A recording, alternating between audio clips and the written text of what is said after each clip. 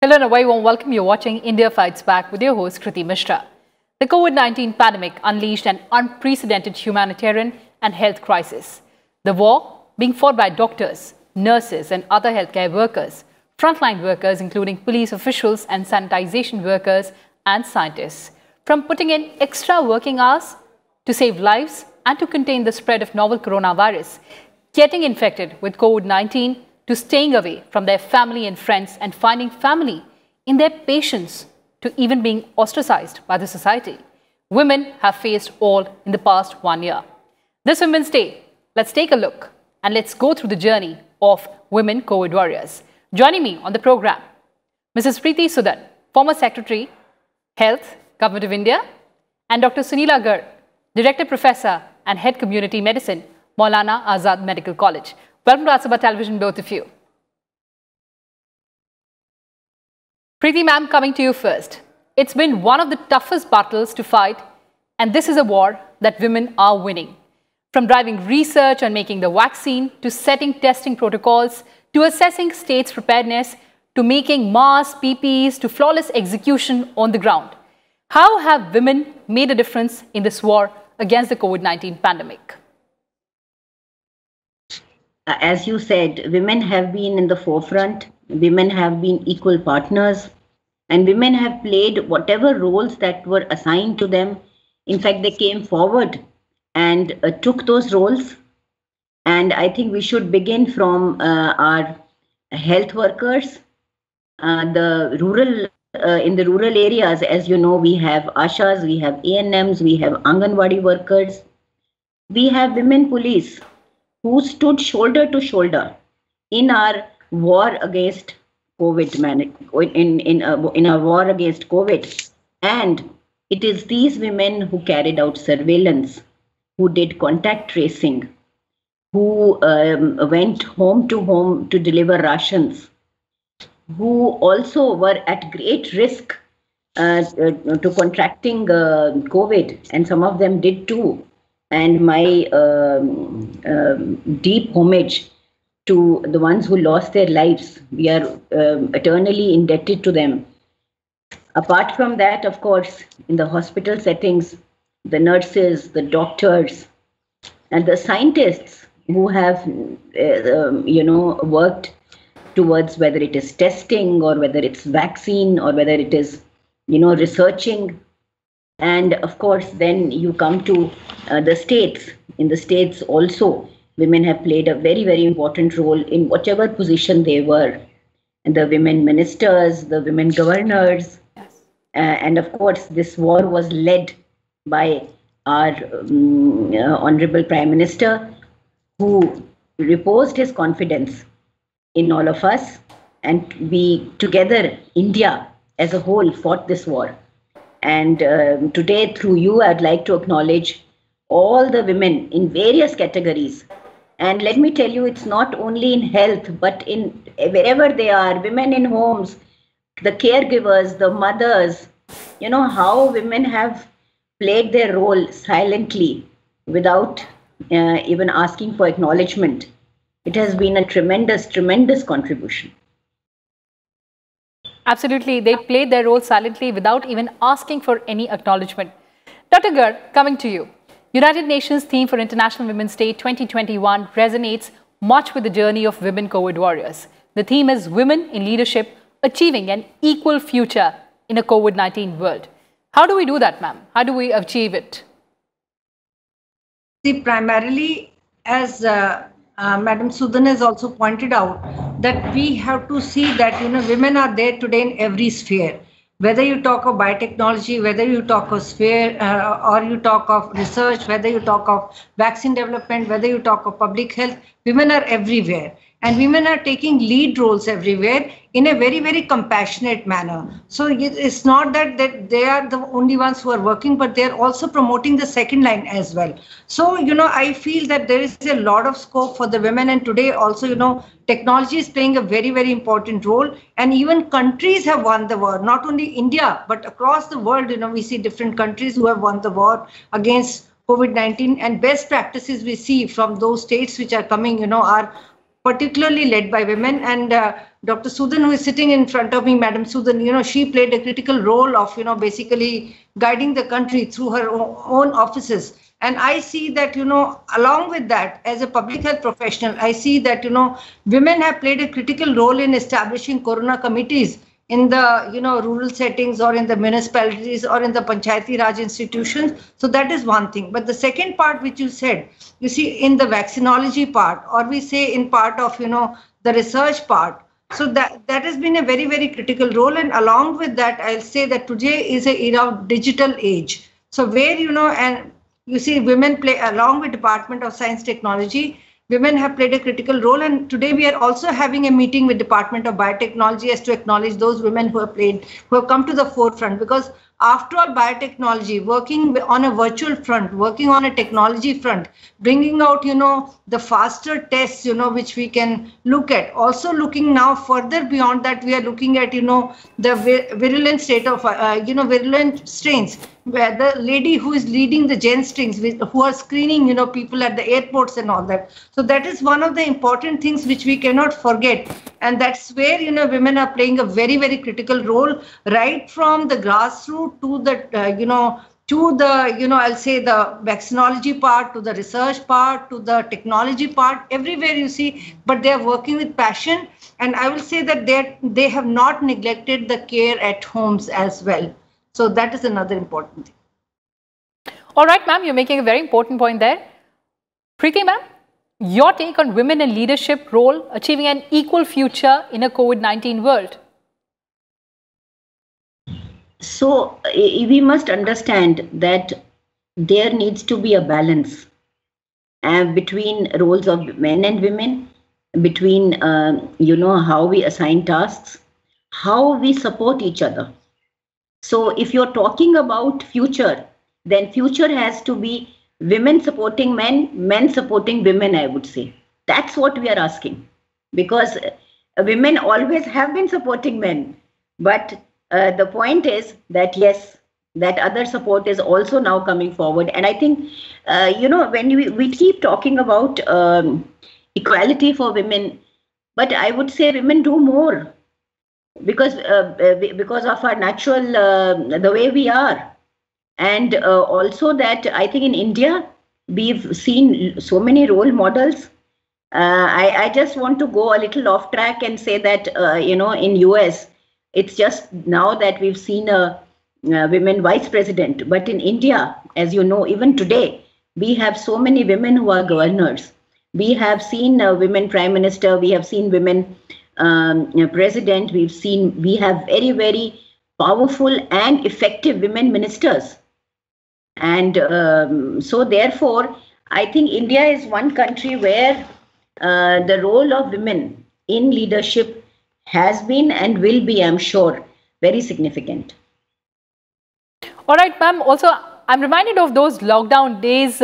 All eyes were on the Ministry of Health and Family Welfare. You're working tirelessly, I believe 24/7. Tell me, how did you navigate through that? Actually, if you ask me, when I look back, I don't think that I navigated. I think we all navigated. Yes. We must understand that it's never an individual. It's always the team.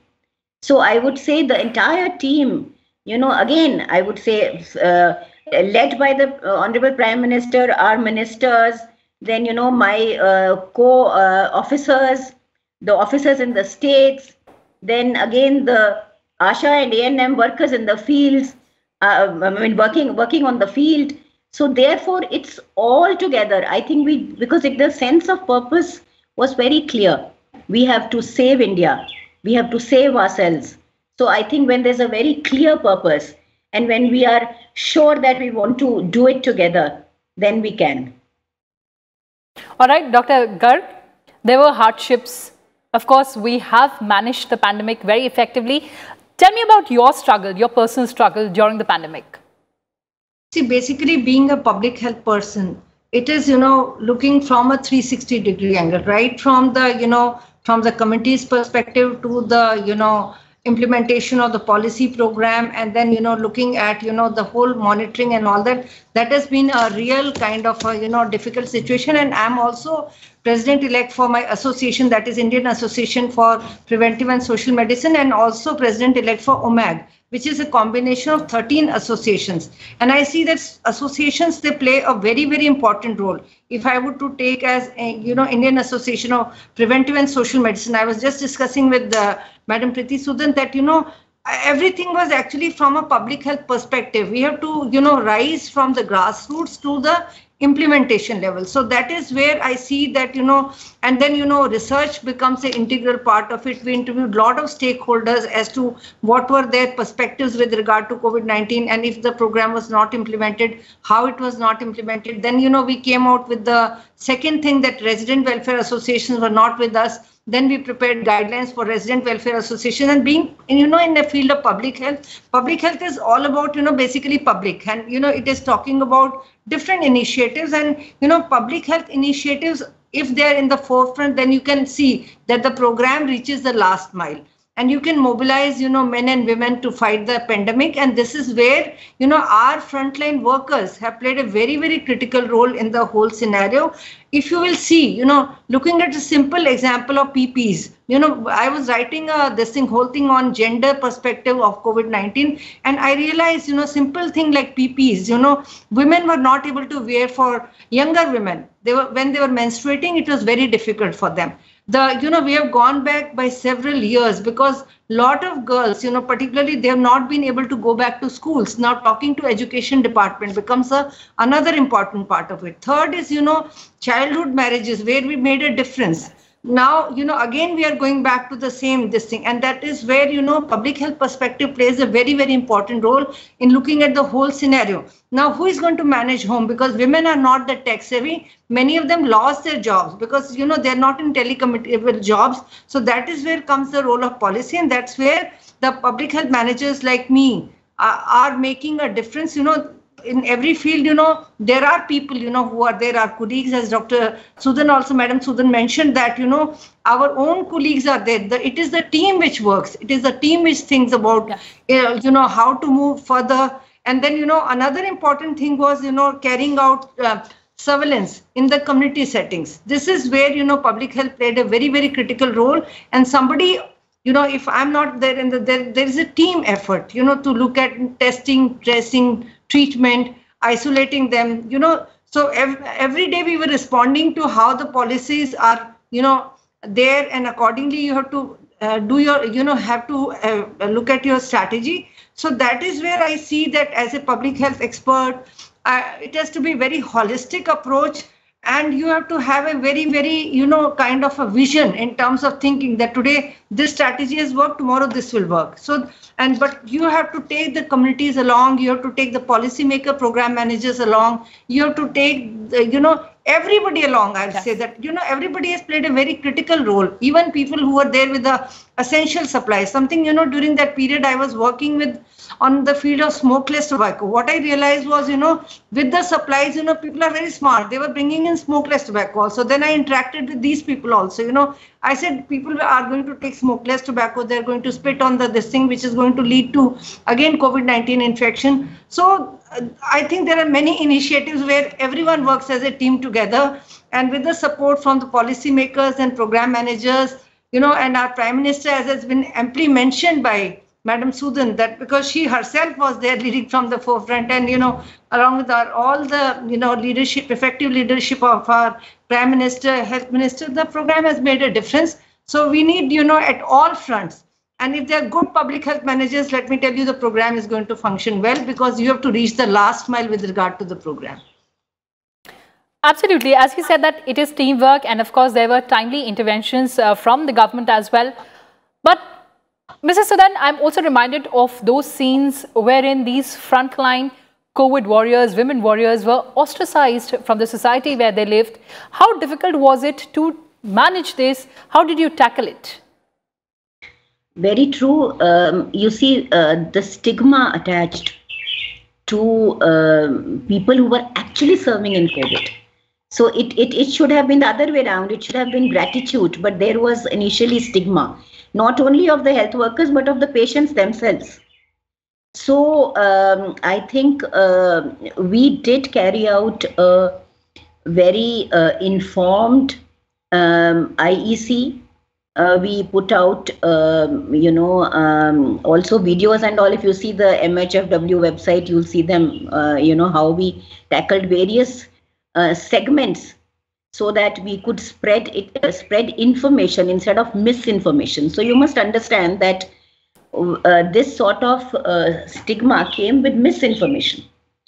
And of course, we spoke to the states, and the states in turn spoke to communities. So it was through communities that one worked. It was through community collectives that we worked.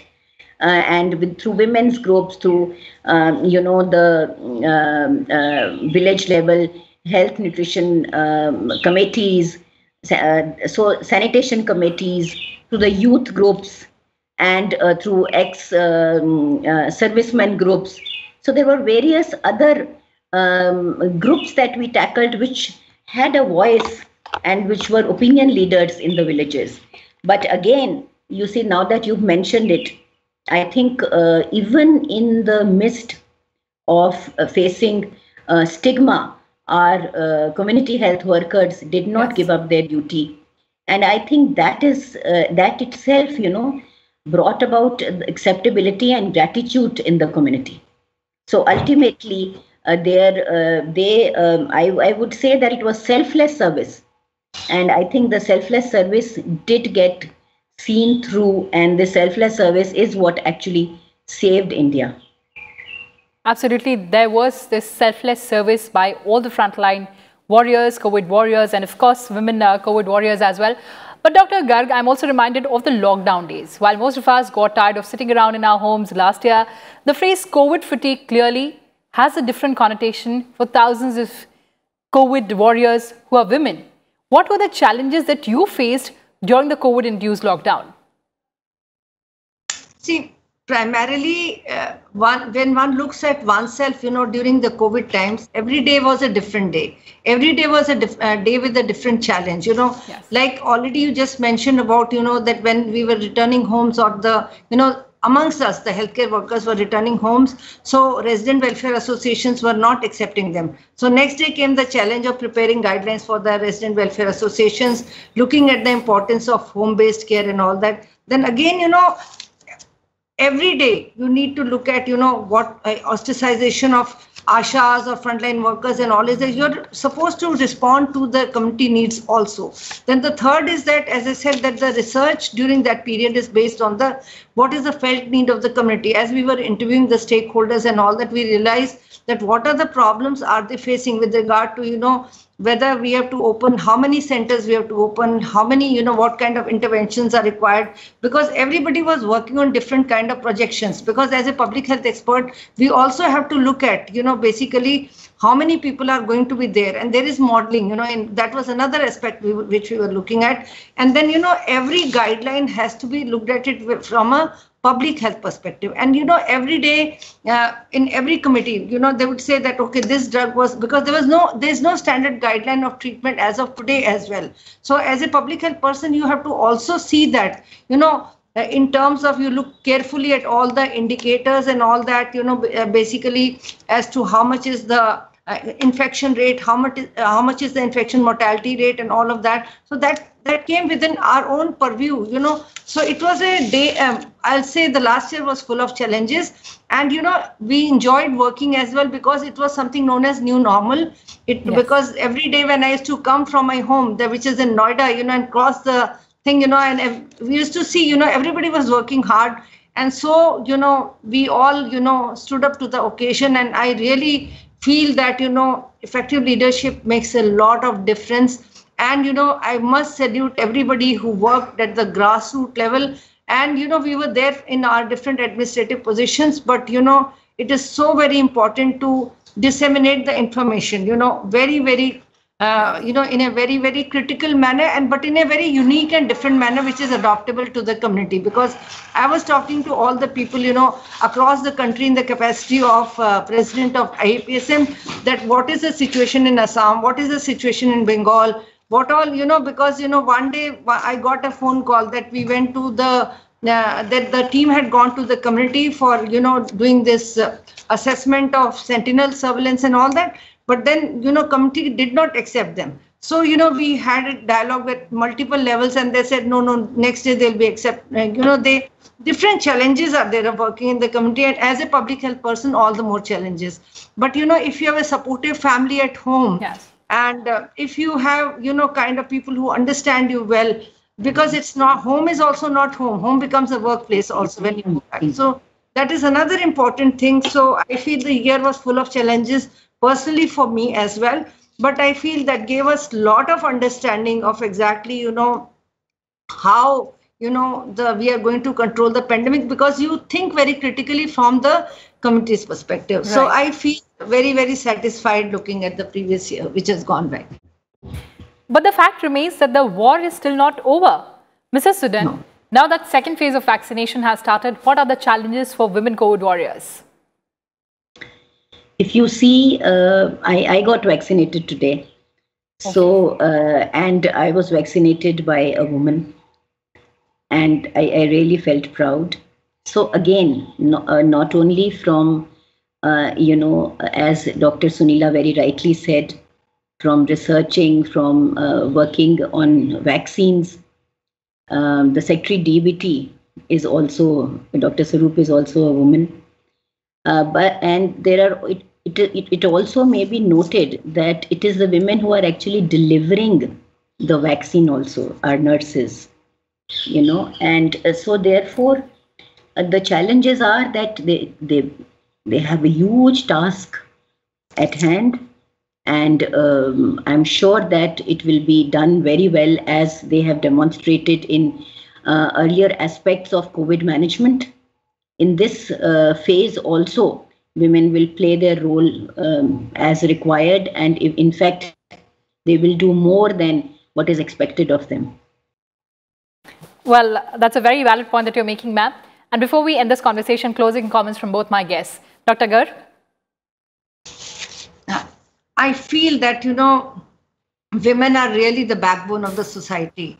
And, no war is ever won, unless, women, they stand along with our male partners. And this is where together we can make a difference, and together we can do more. So a lot of challenges, but women are unique in their position, and they will bring the difference. That is my opinion. Women are unique. Mrs. Sudan? So I want to say that yes, every woman is special. Believe in yourself and believe in us, and go forward with confidence, because strength is within, and that's the strength that we have to harness. Thank you, and happy Women's Day, happy International Women's Day to all of you. Thank you so much, ma'am, and happy International Women's Day to you too, and also to Dr. Garg. And as you said, that strength is within, and we have to believe ourselves. On that note, thank you so much for joining us. And of course, that's all we had for you in this edition of India Fights Back. Thanks for watching, and stay tuned to Sunset TV. But before we wrap up, here's a small appeal. Let's fight the COVID pandemic together. Always wear a mask. Wash your hands carefully. Follow physical distancing rule. Remember, together we will succeed.